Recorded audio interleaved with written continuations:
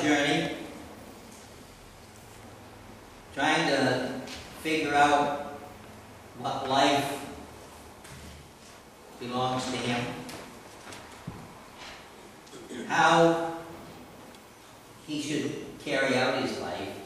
And as you read about Jacob's journey, he had just had an angry confrontation with Esau, his brother, because Jacob came away with the blessing of his father, and Esau thought it to be his.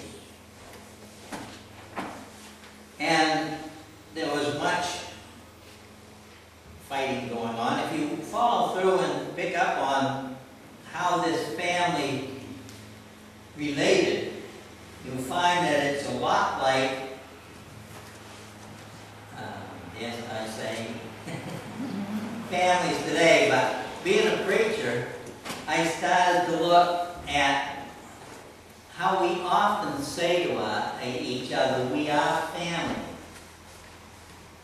I've often said that's a scary statement because I know how siblings get along or don't get along. And it was played out between Esau and Jacob. You also find that in the course of things, when Jacob was looking for a wife, they told him to go back to where he came from and take, as my grandmother used to say, one of your own kind. A Hebrew woman. Esau was married, but he also, in spite, went and married a Canaanite woman.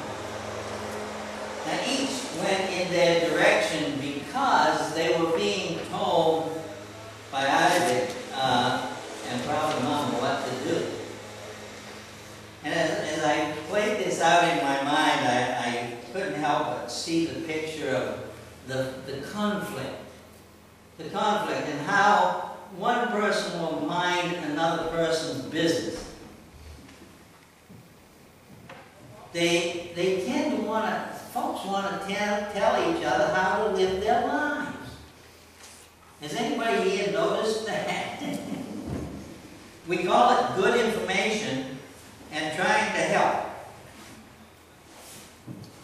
It's an interesting picture that you find, because in that family, which we see as very much the history of where we stand, you find splits and conflict.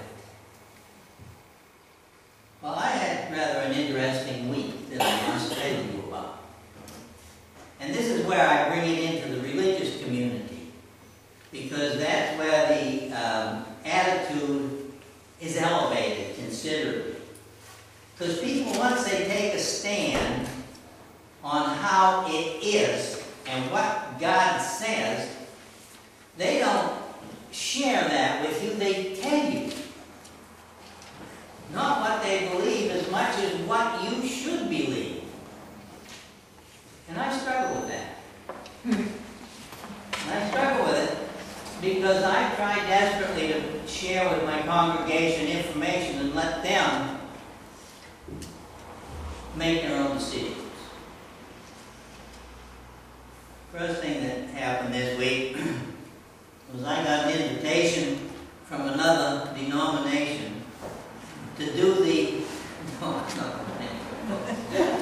invitation. Let me finish before you go. Invitation was to do the charge at the installation of another minister. Now, he's a very good friend of mine, and his theology is 180 degrees from mine.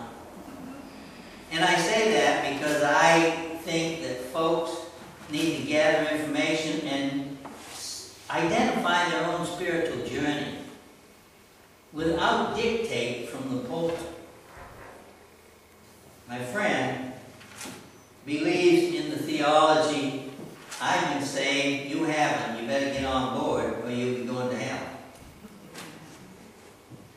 And when I hear that, he and I have debated a number of times, friendly like, and I always figured he loses.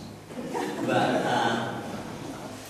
I had to make a decision on my conscience because if I had gone and carried that through, then I would have violated where I stand. Unless I could have voiced my opinion, which probably would have been the best thing to do at a time of celebration. So I'm a control person. Second thing that happened was early this week I got a call from my friend who was the undertaker down in Booth Bay. And this time it was Doug. And Doug said, you know, they talk to you like, oh, you can help us. That's the hook. Well, we got a situation down here. Husband has passed away, and he's an atheist. I'm thinking, oh. And his wife is a Christian. And they asked me to get somebody to do the service. I said, well, I have to meet with them before any decisions are made, and so on and so forth. So I go down and I sat with the family, a nice family, wonderful family, but I noticed that a grandson is doing more talking than anybody else. I wanted to hear from him. And he said, we're going to keep my grandfather's wishes and thinking as the main theme. We don't want to hear about in Jesus' name. We don't want to hear about God. And I said, well, why did you ask me to go down here? Because I'm a minister, and that's what I do.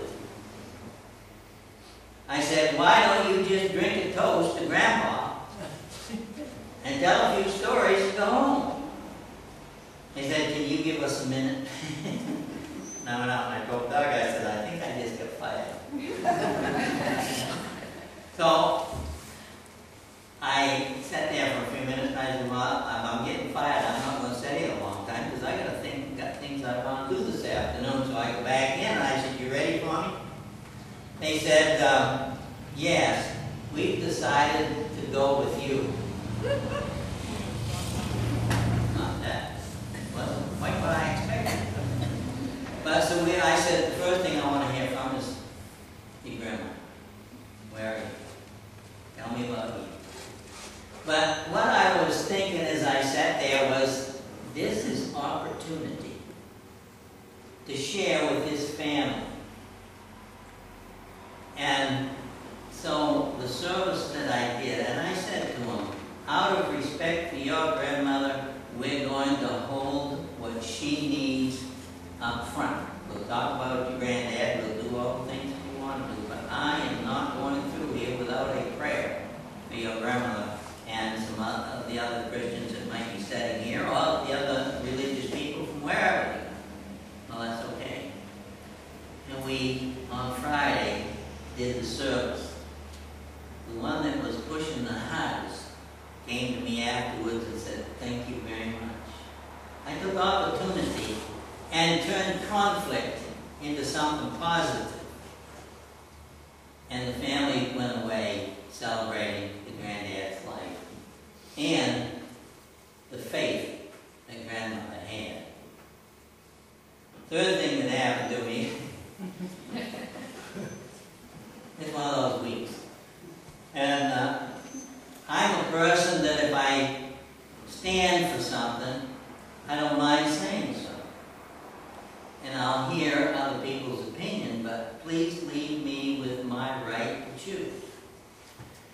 And we know that coming up in the state of Maine is once again the fight over equality in marriage. Now, I see